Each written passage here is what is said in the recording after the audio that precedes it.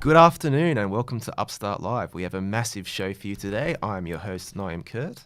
And I am his co-host, Ben McCredie. And we're here and we are ready to bring you all the news and action over this next hour with the Upstart Live crew. You may notice our voices are a little different to the ones who normally bring you the show. Lisa and Ahmed have been kind enough to let us steer the ship for a while. So for the next 2 weeks, we'll be hosting the show and hopefully keeping the show to the very high standard they have set. That's right. And for today's show, we're bringing you live into the CBD to speak with homeless groups who have been protesting this week over housing affordability. We are also speaking with Matthew Elmas, who will be joining us for the weekly roundup of everything federal politics, courtesy of Unipoll Watch. And we'll also be taking a close look at an initiative from Greyhound Racing Victoria called the GAP. That's the Greyhound Adoption Programme. So prepare yourselves for dogs being cute. We also have a story on the Melbourne Webfest launch and an interview with Australian paralympian Ahmed Kelly as he gets ready for the Rio Paralympics in a few months' time. But first, we have Kyle with the big headlines. Hi, Kyle. Take it away. Thanks, Ben. Fallout over immigration, another plane disappearance, heavy floods and pizza. Hello, I'm Kyle Humphreys and this is Upstart Media News. The fallout from the Immigration Minister's comments are continuing. Peter Dutton has been slammed for saying refugees were illiterate and taking local jobs. He said Prime Minister Malcolm Turnbull is rock solid in the support of his views towards immigration. The Greek Defence Minister has released information on the last moments before the Air Egypt flight MS-804 crashed into the sea. He said the plane took violent turns left and right before dropping quickly into the Mediterranean. The crash, which killed all 66 on board, is still under investigation with no hypothesis ruled out.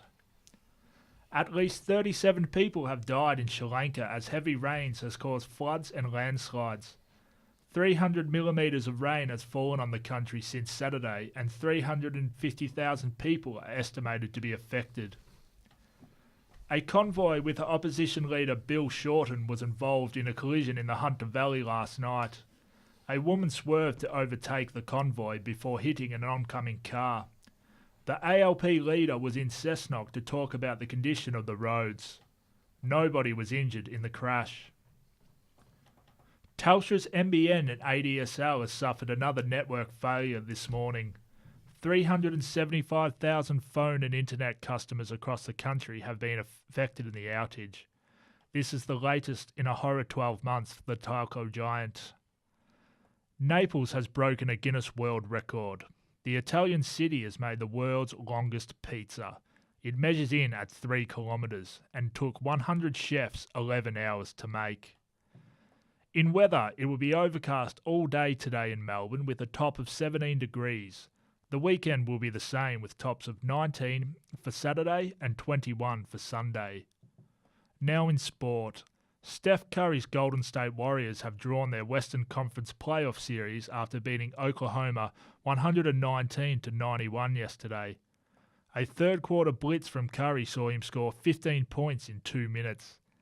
The series is level 1-1 with the third game at Oklahoma Sunday morning Australian time. Friday night football sees Hawthorn take on Sydney in a blockbuster at the MCG. Sydney will be looking to bounce back from there after the Siren lost to Richmond last week, while Hawthorn will be looking to keep in touch with the top 4.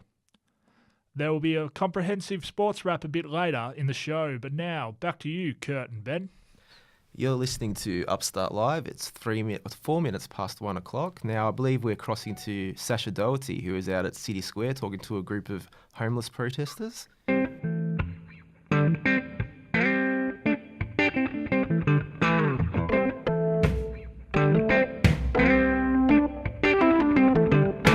The hot question from the mainstream media this week and today is the current situation at City Square, Melbourne CBD.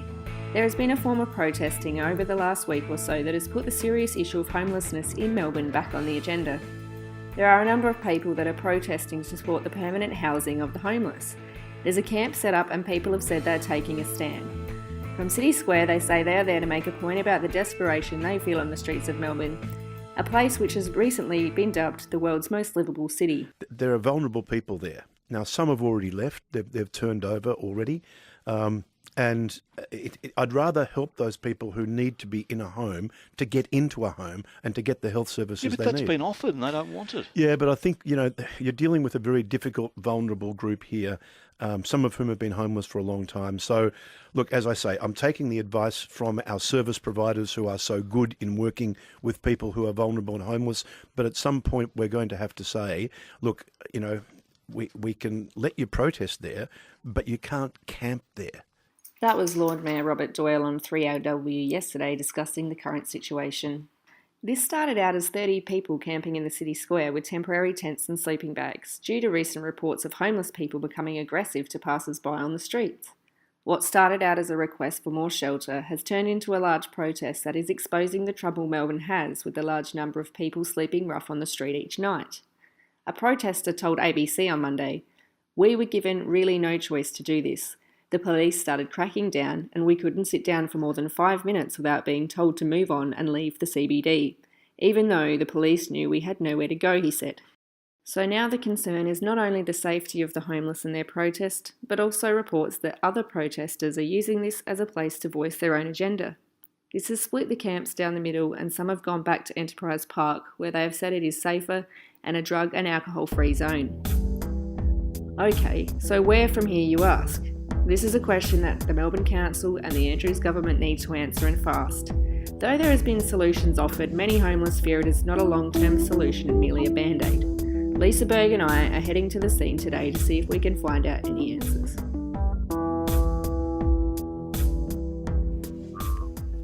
Sasha, are you there? Yes, I am here.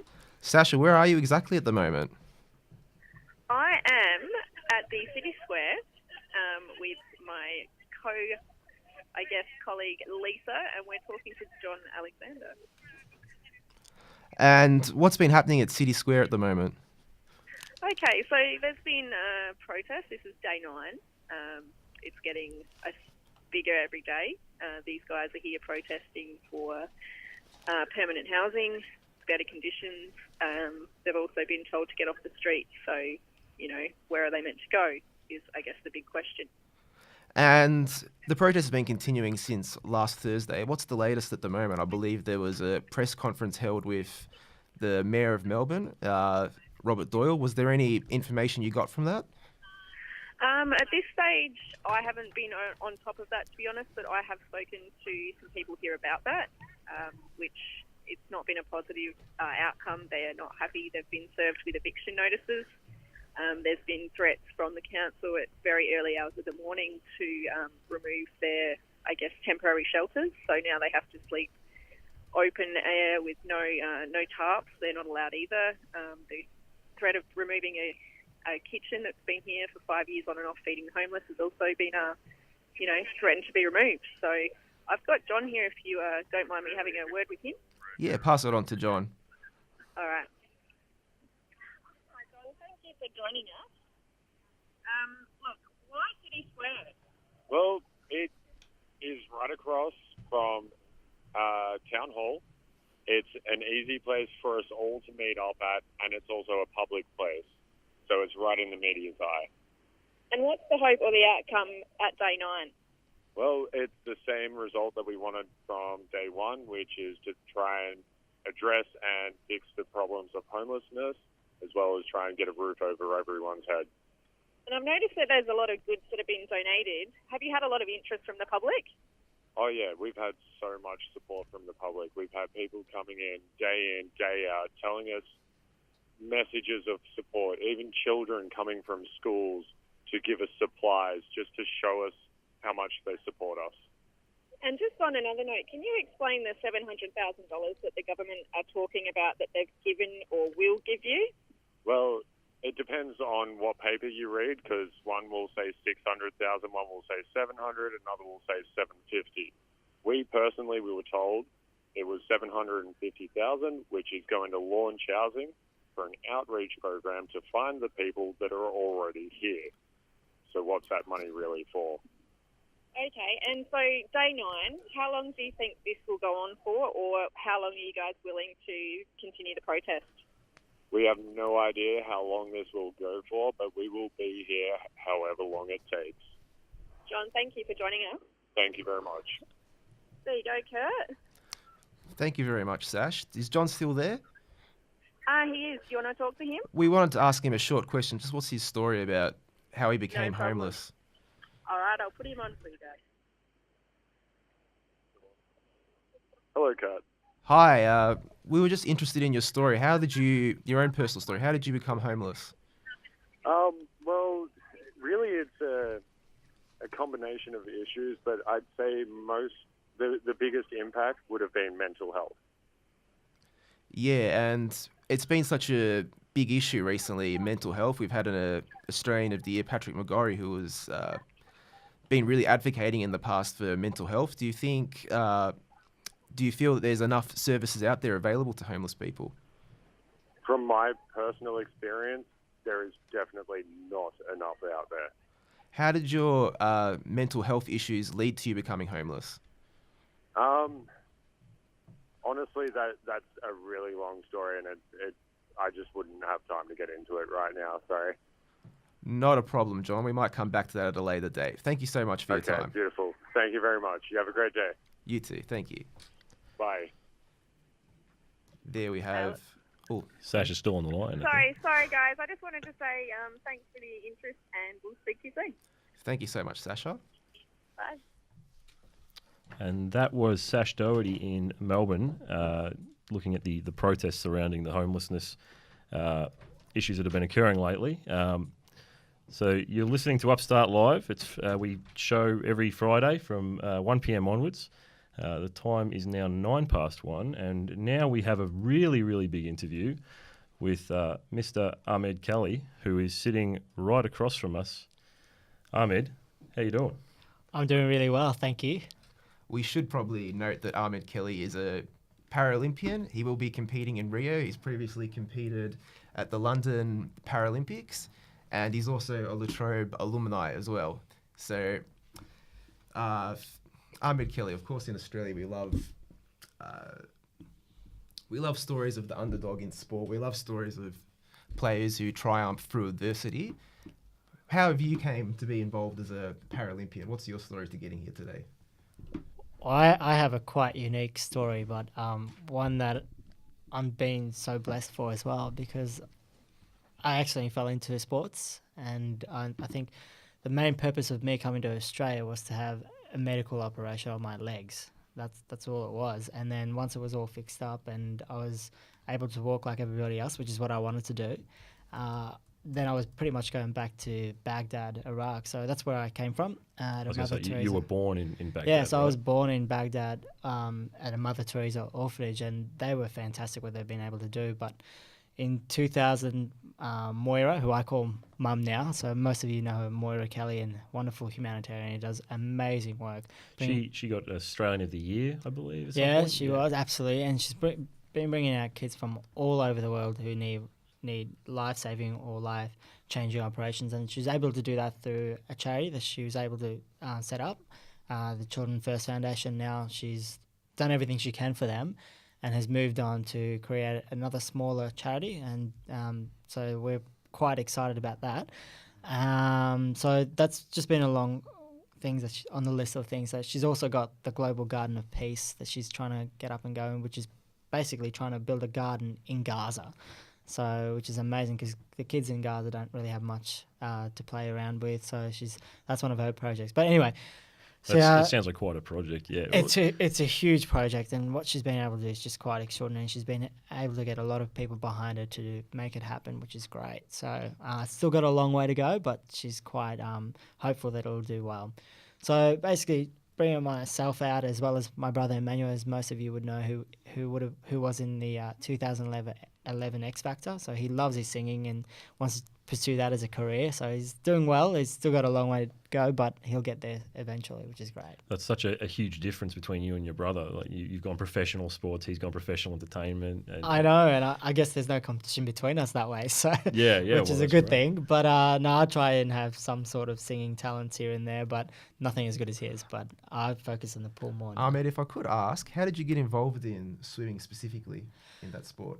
Yeah, swimming was sort of an accident, to be honest with you, because when I got my prosthetic legs and got healed, all I ever wanted to do was just join in any sports because I loved sports. The team sports were more of a thing for me. And so I ended up doing basketball, I ended up doing a bit of downball, a bit of cricket, all those sort of things, and nothing with any limits because I had these prosthetic legs and nothing was stopping. There's like no pains or aches. So thanks to the operation, I was able to do all that and really enjoy it. And basically, it wasn't until my mum got tickets to go see Essendon versus Brisbane Lions at Etihad Stadium, and I'd never really been to a big football game. And I was just inspired and really in awe of how this game was being played. I walked away thinking, this is exactly what I want to do. I want to play Aussie rules footy, and I wanted to train hard, work, do whatever it is for me to get on a team to play footy. And that's pretty much what I ended up doing is I went home, started practicing day in, day out, and before you know it, I'm in grade 6, trying out for the grade 6 footy team. Did really well there and got to play. And basically my job there was to do the 1%ers, and I loved that because there was no big burden of me. I've got to win the game for the team and all that. So all I wanted to do was the 1%ers that help the team win a game. So I was a loose man, occasionally played full forward, which was great. Kicked a few goals, and then I went on to play for Assumption College, Kilmore Football Club as well. So that was great fun, just to really expand on the footy career, which is great. That's incredible. I can't even kick a goal. So you know, that's you've impressed me just by saying you can kick goals. That's awesome, man. Some of our viewers are listening over the webcast. Could you explain to them what your disability is, just to make it clear to our viewers? Yeah, so I've got no arms and legs, so it's what you call a double amputee.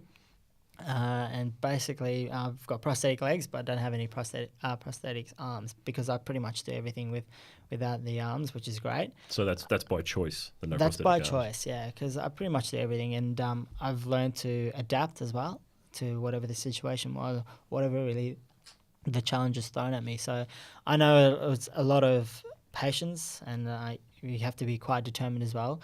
And that's what makes me so grateful because I know I've got so many people who can help me, but they're not always going to be there. And I've got to learn to be able to live on my own or be able to do things independently. And that's something that Mum really tried to teach me when I was pretty young as well. I love that you call her Mum. That's nice. Tugs at the heartstrings. That We've got the Paralympics coming up now, and where are you at in your preparations for that? I believe you've done your time trial, I think, and you've got the team announcement is in July. Yeah, so we've already had the Australian Swimming Championships, which is our selection trials for both the Olympics and the Paralympic swimmers. So that was back in April in Adelaide, and that was quite intense, but it was a great atmosphere. Adelaide did such a good job. I walked away with a good qualifying time. I'm still not quite on the team yet, so we have to wait for the official announcement by the APC, Australian Paralympic Committee. When are you expecting that announcement? I'm expecting that, we've been told it should be around July, so early July. So a little bit of time to go. So a little bit of time to go, and but I'm still training really hard because, as I said, I swam pretty well in Adelaide, so I'm quite confident, but anything could happen, so yeah. What does your training regime entail? We know you're a student as well at La Trobe. How much time do you spend studying, and how much are you focusing on training as well?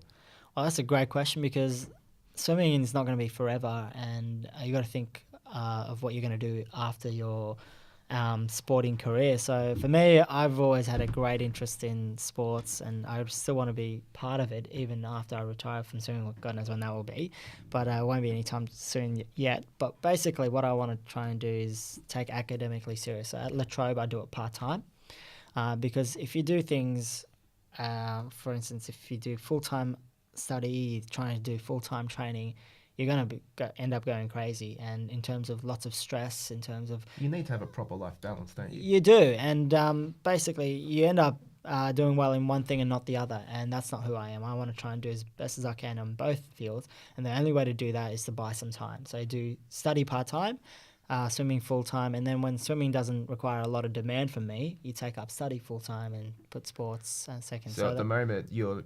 focus is a lot more on the training side. Absolutely. So Paralympics coming up. Absolutely. So I've deferred uni for the year, pretty much, so I can stay focused on working as well as training full time. What's the training schedule like? So I train about 11 sessions a week from Monday to Saturday. I get Sunday off, which is great. So rest and recovery day for me. But it is quite intense, but it's what you have to do to get those top 3 finish. And that's exactly what I'm targeting, is a top 3 finish at the Rio Paralympic Games. I mean, London was great for me to be part of it and compete, but now I just want to do a little bit better than just competing. We were speaking earlier about some of the rivalries out there. Who is your competition at Rio to getting that gold medal, silver, bronze medal? It is a fierce competition in the SB3 category, which is my category for the 50-metre breaststroke. And at the moment, there's all sorts of countries or athletes that could take that number 1. So I'm competing against Italians, the Spanish and the Japanese. So you got to expect the unexpected, that's for sure. And I'm definitely trying to be as prepared as I can to really give myself a best chance to win that gold medal. I mean, if someone had come to me, with a young Ahmed Kelly and said, show this young boy how to play football, how to play AFL, I would have been the kind of person who said, I don't know how I could, I don't know if I can. What would you say to that kind of person? To the I don't think he can do it. Well, that's when you say you don't think you can do something, that's automatically a negative attitude. Right. Okay, so you tell them, okay, watch how this person does it, and you ask them, how do you think you can do it? And you tell them to try and adapt to what your abilities are. And this is all I've been doing in my life. I've been watching how people do things, and I've said, okay, what is my strength, and how can I accomplish this task or this challenge? And you watch them as close as you can. Now, you're not always going to get it right straight away. I mean, that's failure. And people are always afraid of failing straight away. And the only way to be successful is to fail and work out, okay, this is not how you do it. This is how we might have to do it next time. And all those sort of things. So I'd be telling my young Ahmed Kelly, watch very closely how they do it. And it's okay if you're going to make a mistake first up, but just learn from those mistakes and do it as best as you can. Figure out what your strengths are and go for it.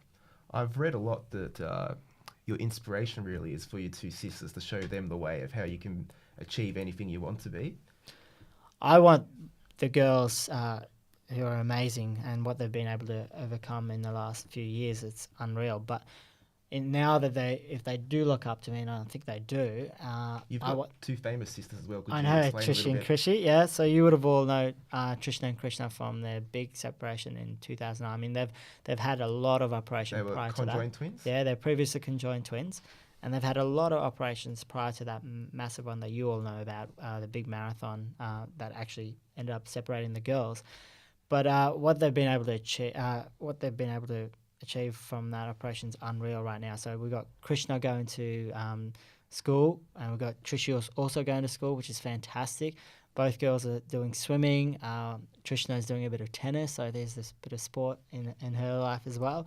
And now we have Krishy, who can also walk, which is with the help of a walker. And it's just been amazing what they've been able to get through. So we still want them to do better and better, but I want them to look up to me and say, okay, there should be nothing that's stopping you. If you really want to do something, do your very best and work hard, and you'll get there. I've heard your nickname is Liquid Nails. How did that come about? Yeah, well, as I said, I played footy before swimming, and when I turned to swimming, because at the end of the day, I was told to stop playing football. And when you get told to stop doing something you absolutely love and so passionate about, it hurts. And I had no idea what to do for a while. And then it wasn't until APC, Australian Paralympic Committee, had this talent identification day. And it basically allowed athletes with a disability to try out all the different sports that you could compete at the Paralympic Games. So I went along to this day because I've been told to stop playing football, and I thought I still had a lot to offer in the sporting world. So I basically said, okay, try out all the different sports, and you never know what you could do. So I tried all of them. I did well with athletics because of footy background, did well in cycling, and then swimming. And, I mean, there was always a push from mum to do swimming, and I just wasn't quite sold on it. And I thought, okay, well, it's something I'm okay at, and it's something I need to work on. And then I had a good friend at Assumption College, and she was an amazing swimmer.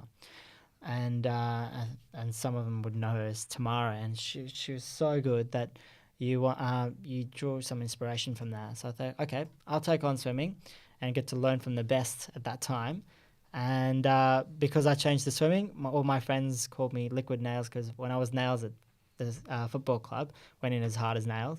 Now that I'm a swimmer, I had to be Liquid Nails, which is pretty funny, I thought. That's actually quite I mean, cool. what could you do with Ahmed? So that's what they had to come up with, nails. And then, liquid nails for the swimming, which is great. You are listening to Upstart Live. My name's Ben McCredie, and I'm co-hosting with Naim Kurt. We run every Friday from 1 p.m. It is currently 22 minutes past 1. We're sitting with Ahmed Kelly, who's regaling us with some really inspirational stuff. Ahmed, have you got other inspiration that you draw from? You just said Tamara.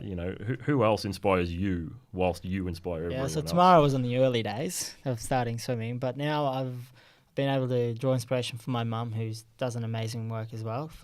She just never stops. In swimming at the moment is Grant Patterson. Some of you know Scooter, and he lives in Cairns. He does a fantastic. He's just such a hard-working man. I'm also privileged to call him as one of my best friends, which is great. And he always checks up on all the swimmers to see how they're going and how's their training, all that sort of stuff. So he's a good man, great sense of humour, and as I said, they're great people to look up to. Yeah, that's great. Taking it back to the Paralympics, can you explain to us what's the Paralympics like when you get there? I mean, how is it in the village? How is life outside of the competing on the field or in the pool? It is quite an extraordinary experience, and it's one that you know that you're very...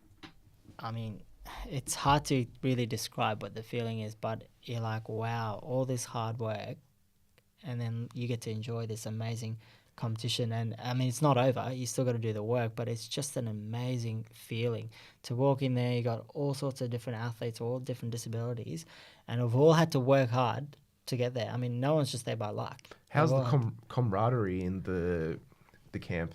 Yeah, so we all have staging camps prior to coming to Yep. the Olympic Village, so we all get to know each other and have the really This is the good- Australian team? This is the Australian teams. Whether it's swimming, athletics, they all have staging camps prior to it. And I'm pretty sure the other countries do the same thing. But it's great to build that great team camaraderie, and knowing that you can rely on your teammates if you're having a good day or a bad day. It's just great. And we're all buzzing coming into the village. And as I said, it's quite an extraordinary atmosphere. And you got, Brazilians are quite exciting team, and they always have a lot of fun here and there. So it's important that you keep track of it all and keep it in check, because you're there to compete and not to get too absorbed with the party mode. There are some parties though that come towards the end of the Paralympics. They do, but if you're racing, if you still go competition, you are still asked to really focus, and that comes down to the athlete. You've got to be able to say, okay, I'm still competing. It's my responsibility to make sure that I'm focused and doing the routines. You were speaking earlier with us about being a professional athlete and having your own personal life as well. How do you balance that, especially with social media today and athletes needing to promote themselves? How do you manage that? As I said, it's very important that you do put them aside, like what your professional careers are and all that stuff. You don't want that to collide with your private life, because at the end of the day, I still got to be able to have a cup of tea or coffee with my friends and not share all that with the whole world at the end of the day. So, very important as athletes is that you can separate professional and private life. Yeah.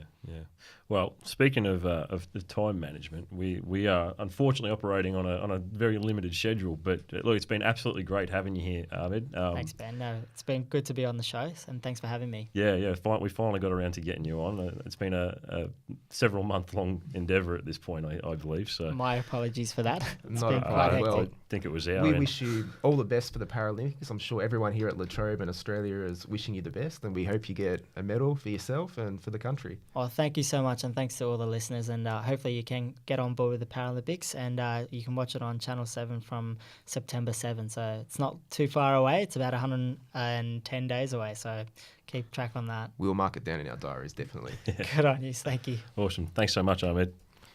You're listening to Upstart live from every Friday from our studios. It's 26 minutes past 1. I believe we have Matthew Elmas coming in from Unipoll Watch. I believe so too. Possibly. We are not quite sure where he is just yet. Here he Matthew. is. Thanks so much for joining us, Matthew. No worries. Great to be here. Now, you're running the Unipoll Watch. They're doing the election coverage of the federal election. We're now into the second week of the federal election. What's been the big stories this week that have been happening?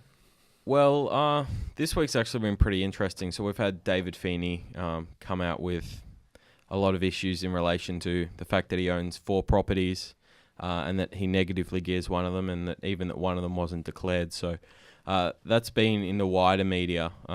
That's been quite prevalent. But what we should note that you are covering the Batman electorate pretty intensely for the Unipoll Watch. Yeah, so we're focusing on it quite intensely. We haven't really run that much stuff in relation to Feeney because obviously the bigger publications have been covering it quite extensively. But one thing we have been looking at that I wanted to talk about was an emerging election issue in the electorate, which is the Darebin and Merri Creeks. Yes. So there's an issue in the electorate with both of these creeks. They run through the electorate on the west and east side of the electorate, and in 2011. They actually came out as some of the most polluted creeks in the whole of Victoria. So it's quite a big issue. Alex Patel, the Greens candidate, has committed as an election commitment to trying to make the creeks clean enough so people can swim in them again. And David Feeney is now under increasing pressure from environmental groups in the area to act on the issue and do something about it. So it's definitely an emerging election issue that we're definitely keeping an eye on, and we're drumming up some coverage on that we should get out in the next few weeks. In writing what the Greens policy is on Merri Creek, how they're going to reduce pollution there? Yes, I do. So Alex Patel has said previously that she would address pollution in the creeks through working with local groups that have already kind of started to try to clean up the creek on their own.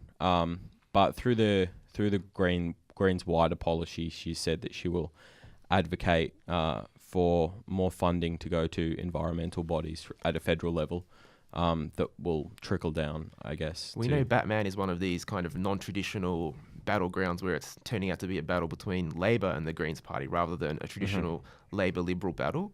How much are the minor parties going to play a role in this election? We know the PUP had a huge vote across Australia at the last federal election. They've diminished quite significantly as a party.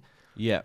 Well, what's really interesting with the minor parties is that after the Senate voting reforms, they've come out and said, well, the Minor Party Alliance, led by Glenn Drury, have come out and said that they're going to start targeting some of these seats like Batman to kind of prevent the Greens from gaining too much momentum in retaliation for supporting the reforms. So it's been mentioned in the media that it's suggested that minor parties will be preferencing Labor over Greens and the Liberals, so they made a deal together in the Senate.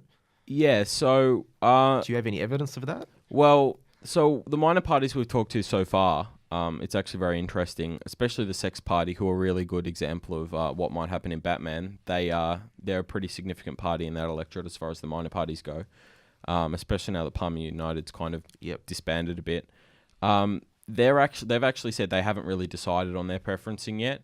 They have nothing set in stone, and they've also said that they won't be doing what's in the interest of the Minor Party Alliance. They'll be doing what's in their interests. And talking to a lot of other minor parties, that's the same thing that the rest of them they've said as well. The Animal Justice Party, parties like that have said very similar things. So this talk of them directing their preferences to Labor isn't eventuating from what you've been able to find out? From the parties that I've been talking to over the last few months, it's definitely the case that this whole story of minor parties preferencing Labor isn't united in any way, shape or form.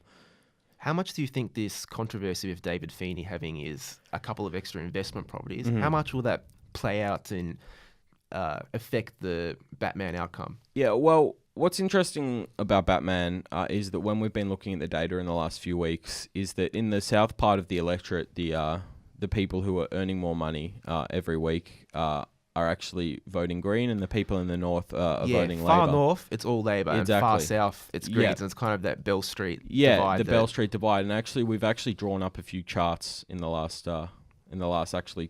night that pretty clearly show where that intersection is, and so hopefully I'll be able to talk about that in the next couple of weeks. But as far as Feeney's concerned, and as far as the houses go, I think we'll have to wait and see what kind of an effect that has, at least on the polling in the area. I'm assuming you got the breaking news last night regarding the Greens leader, Richard Mm-hmm. Di Natale, who was also found out to have extra properties that he didn't declare, one of his family properties out in rural Victoria. Yep. And he was also found out to be supposedly underpaying people Yep. to come work in as nannies for his Yeah, look after his 2 children. Definitely. So there's a few skeletons in the closet Yeah. for all of the candidates. Do you Yeah. think the allegations around Richard Di Natale are going to neutralise the concerns over David Well, Feeney, the criticisms of him? I guess what's interesting is from that perspective that Di Natale, being a Victorian senator, is an Alex Batal, and Alex Batal kind of stands on her own record. And as somebody that's been a member of the community for 30 years, she's become kind of her own figure within the electorate. So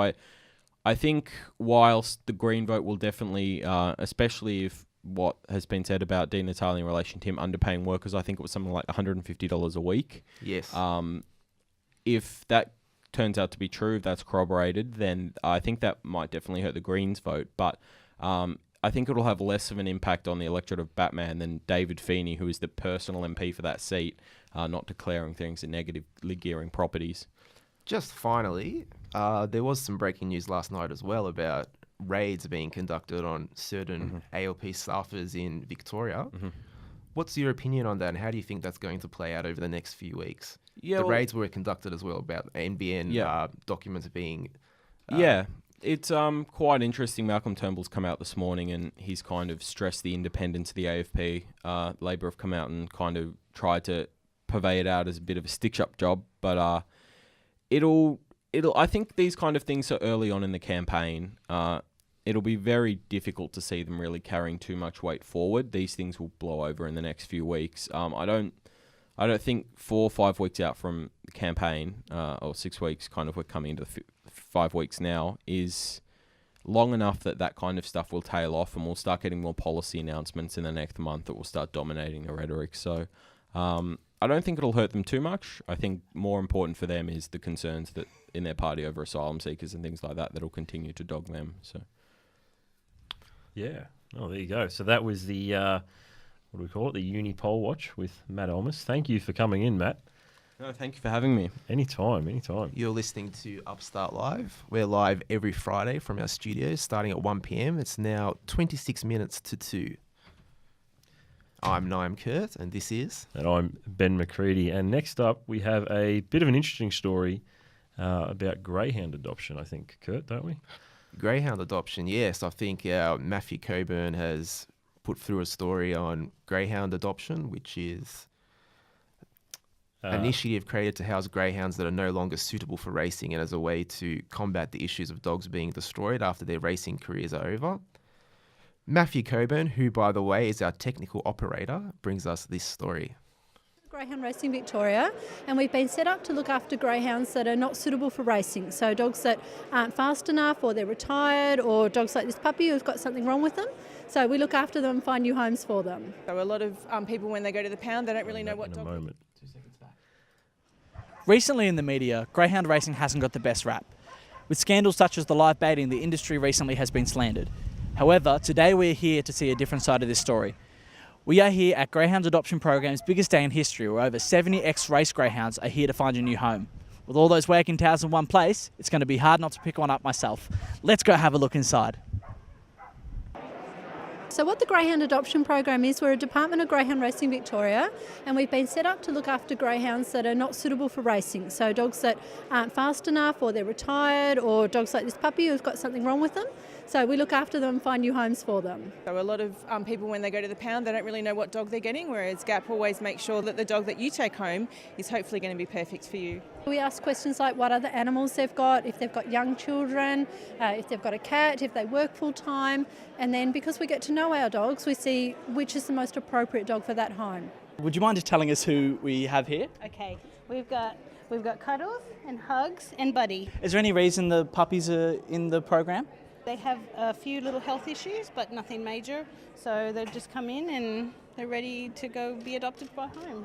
I just come to support the adoption of greyhounds because I think they're beautiful dogs and there's so many that need homes. We've had friends that had greyhounds that raced, but they turned them into pets and just said they were a really good pet. So my wife's been really keen on having one ever since then. We've previously had a greyhound that unfortunately we lost about a month ago. So we've just come to have a look and interested in getting another one. We saw some beautiful ones, but they were snapped up so quickly. We're thinking we're going to have to wait for the afternoon session or just get online. Our whole thing is just one that's active and wants to play with the kids and, yeah, have a big couch for it. Do you think events like this help paint a different side, a different picture of greyhound racing? Yeah, I hope so. And we do hold the mat tracks. We're not ashamed of our association with the industry. We're part of Greyhound Racing Victoria and we're part of the solution rather than the problem. So I think what people need to realise is it's actually the racing that makes them such a great pet. It's like being a bit like in boot camp in the army. The dogs are handled by a whole lot of different people. Because of that, they're a really well-adjusted, easy to manage, straightforward dog, and they make a wonderful pet.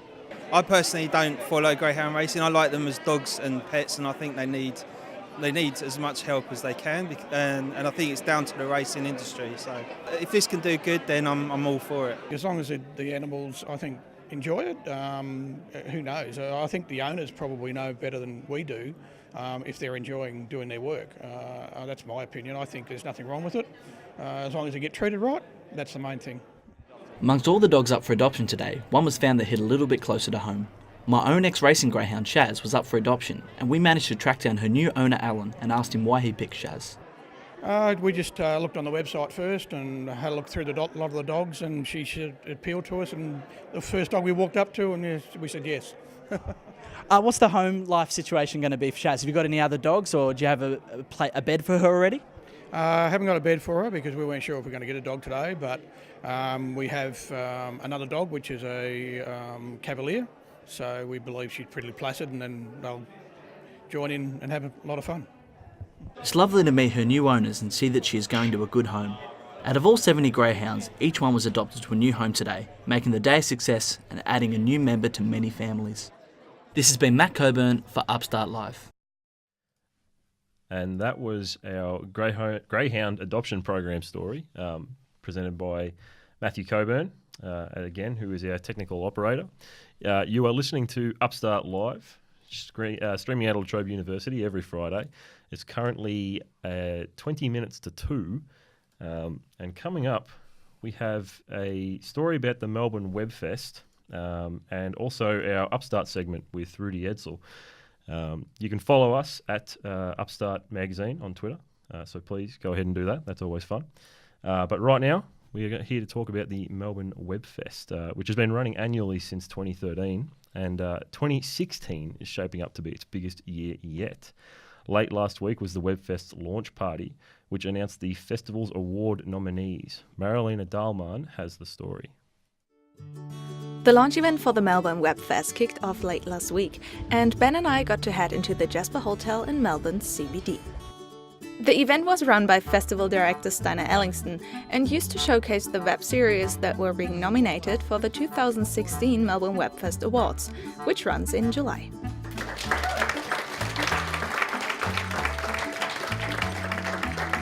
Cast and production members of the various web series quickly filled the hotel function room as anticipation grew for the festival's nominee announcements. It's of a really high standard. Like seeing that show reel before of everything that's coming in, it's like really, really cool. And internationally, there's so many really cool international web series. So again, yeah, we're so happy to be involved in the team that's, yeah.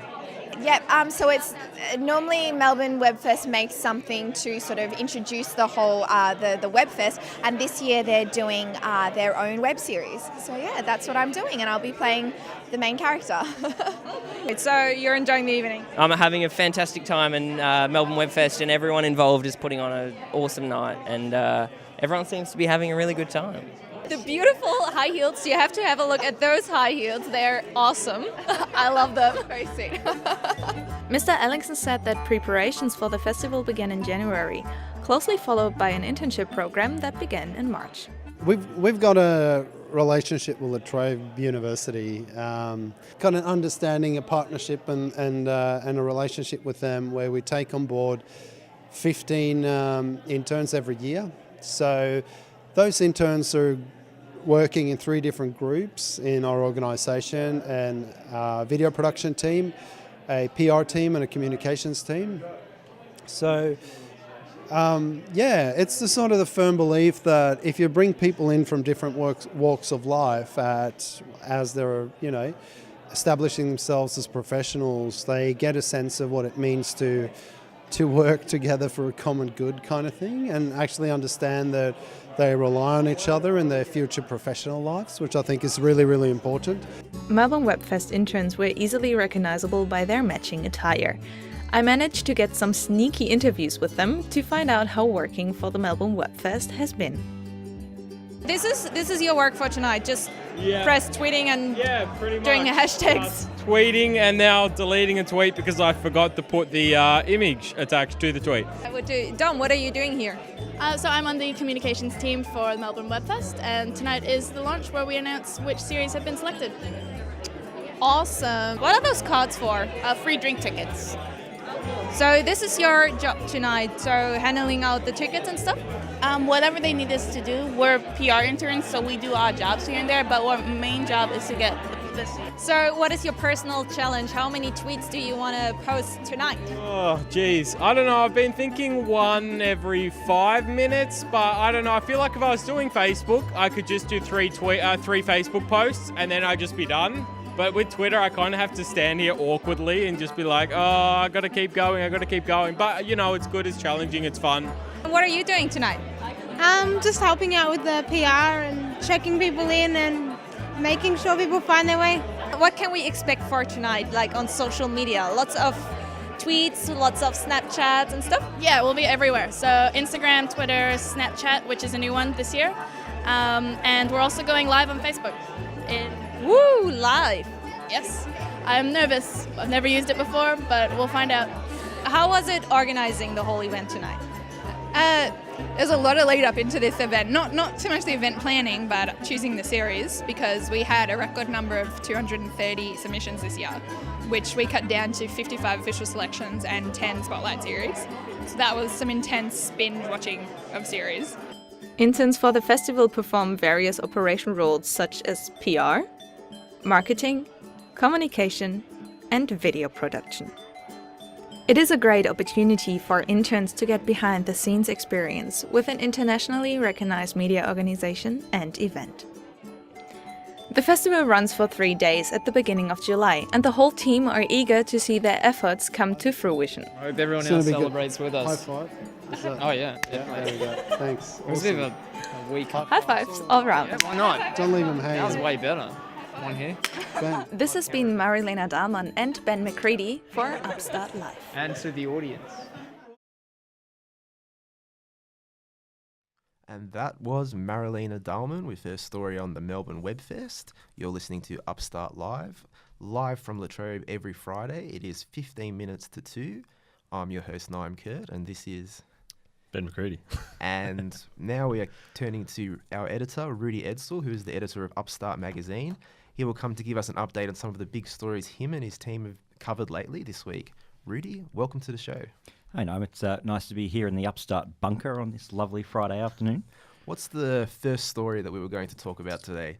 The first one I wanted to bring up was Tracy Stewart's piece on community legal centres and the recent budget cuts, the effect that they'll have on legal aid. There's been some protests around, mostly by professionals, like legal professionals, who are worried about the... There was a protest on Tuesday, wasn't there? There and I believe it was described as the poshest rally Melbourne CBD has ever seen.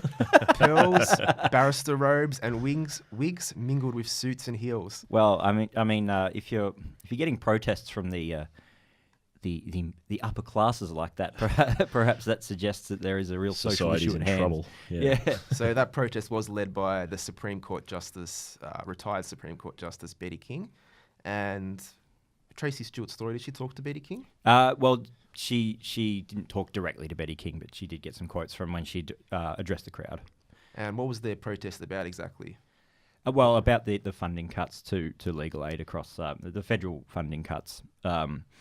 Mostly they're taking out the budget formalised that they'll take out $35 million worth of funding for legal aid, which is about 30%, I think, a 30% cut. It's a huge number. I was just recently in court on Tuesday. I'm fighting a traffic fine for having my feet up on a chair, and without the help of legal aid, of course I was. Without the help of legal aid, you don't know how to navigate the courtrooms there at the Melbourne Magistrates Court. It's really confusing. It's Yeah, and It's that's just critical. on a physical, structural level. Like, actually having to navigate the law it's beyond simple folk like us, isn't it? So it's really it's an incredibly important role that legal aid plays, and I on a personal level, I wouldn't I don't really see why they would. I can't see a justification for the cuts. But she spoke to the principal solicitor at Whittlesea Community Legal Service, and obviously he was.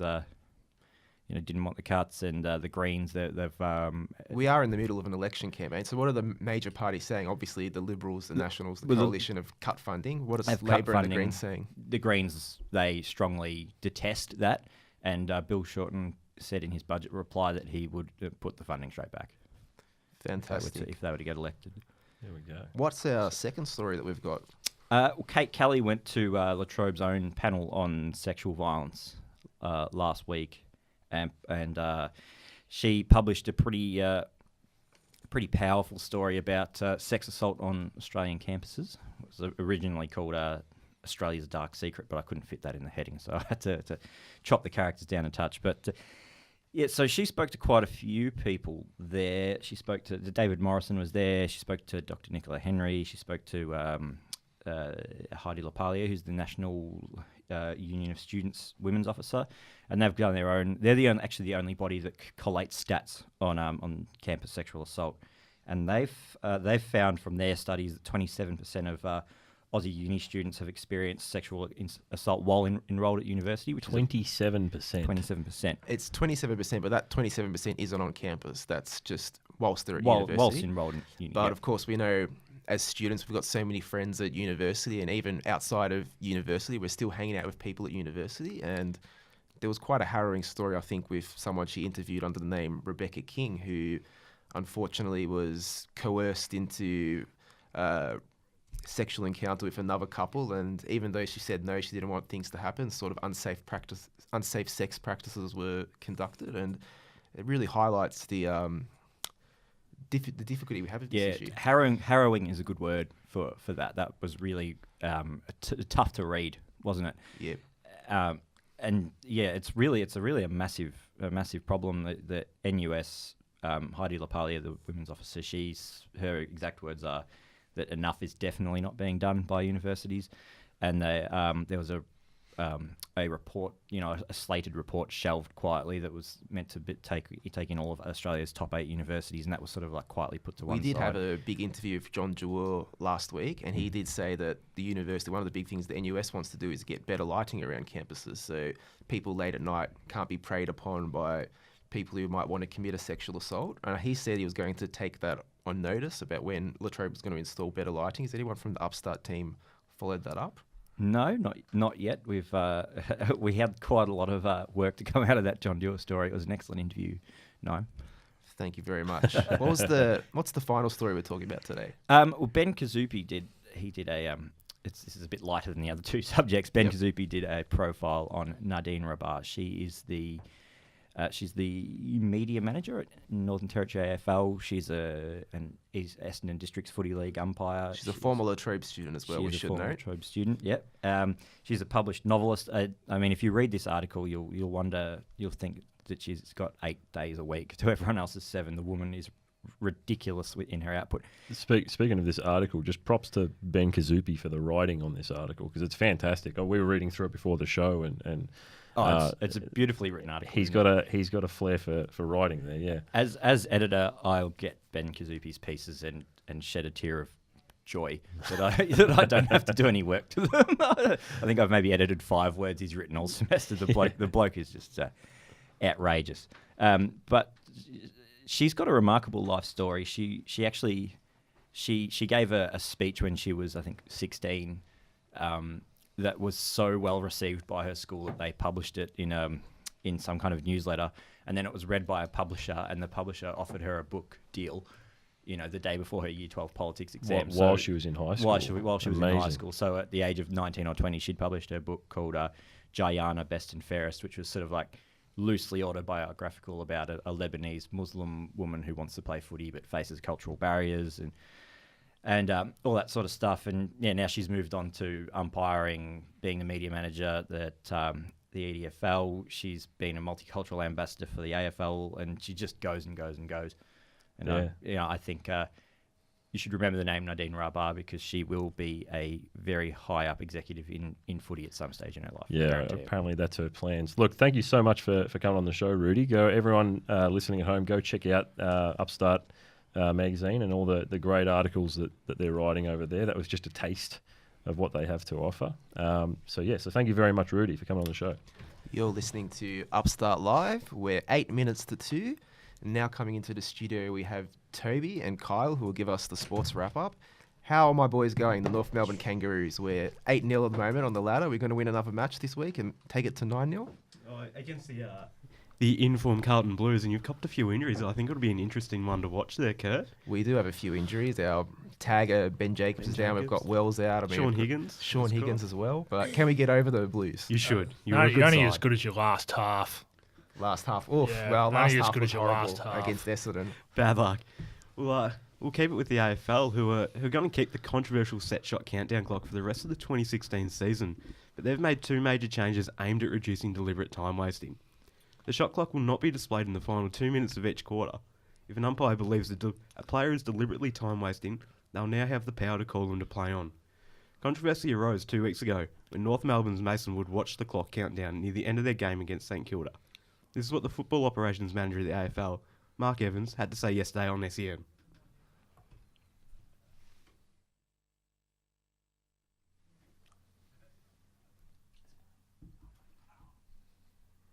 Deliberately delaying starting a proper goal-kicking routine, then the player can be moved on, and hopefully that cleans up most things. But we've put in a double layer of protection. We'll take it off the screen in the last 2 minutes of each quarter for now, so that we don't get a repeat of that match.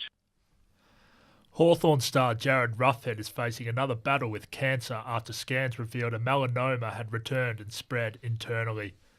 He had been recovering from a knee injury and was only weeks away from a return, but he will now likely face at least 3 months of treatment.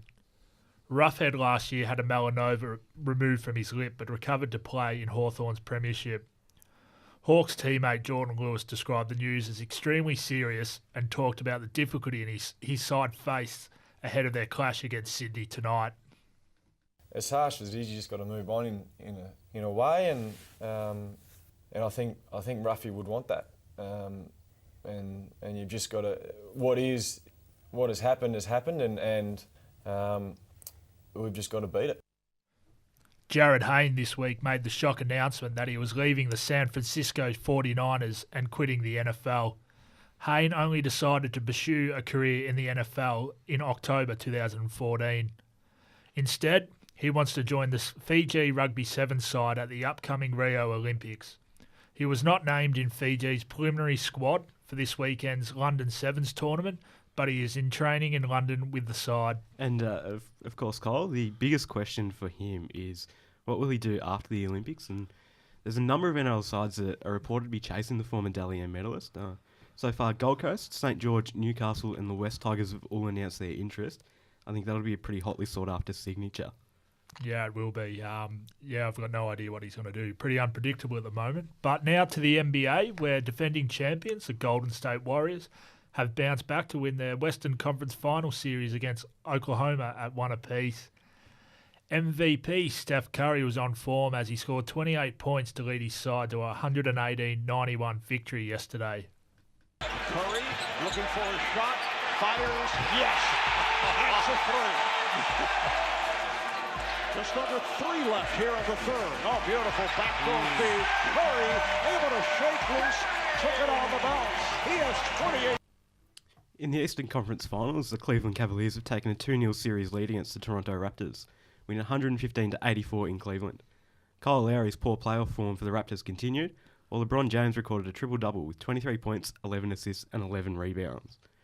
Meanwhile, Socceroos captain Mile Jedinak will achieve something no Australian has before on Saturday night, when he leads his Crystal Palace side against Manchester United in the FA Cup final at Wembley. He'll become only the 5th Australian to feature in an FA Cup final and the first to captain a side. Jedinak has experienced captaining sides in finals, having led Australia to Asian Cup glory last year. That's our Friday sports report for this week. I'm Toby Chapman. I'm Kyle Humphreys. As always, and you're listening to Upstart Live. Thanks for having us, guys. Back to you.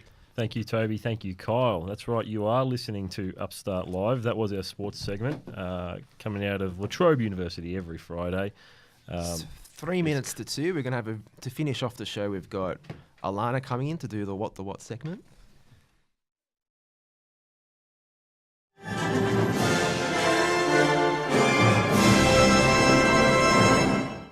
The worst What the What introduction music, Matt. I thought we decided on the other music. What am I?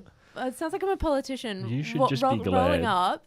You're the only person on the show who gets an audio intro so Yeah, far. true. So that's Okay. that's pretty good. This is Alana Mazurk. She's here to give us What the What, I believe. I am. I found a story and I found incredibly interesting because I know I would never spend my wedding night this way, but a Chinese couple has spent their first night of marital bliss. Why can't I say that? Marital wedding night.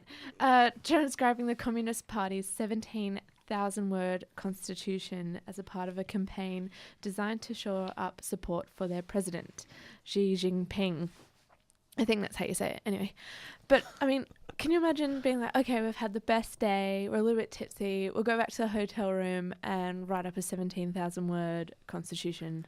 How romantic. I know. That is exactly how I plan to spend my wedding. So I They don't stole see the your issue. idea. They did.